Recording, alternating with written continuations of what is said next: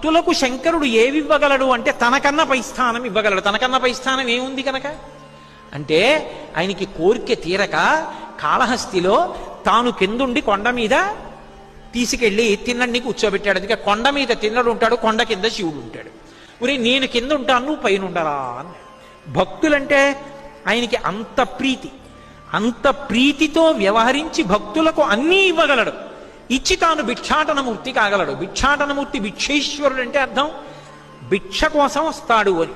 భిక్ష కోసం వచ్చాడు అంటే తనకేమీ లేనివాడు అని. తనకేమీ లేనివాడా? అందరికీ అన్నీ ఇచ్చేశాడు కాబట్టి తనకేం లేనివాడని కాదు. ఉరే నీకు అన్నీ ఇచ్చానని అనుభవిస్తూ ఉండిపోవడం కాదు.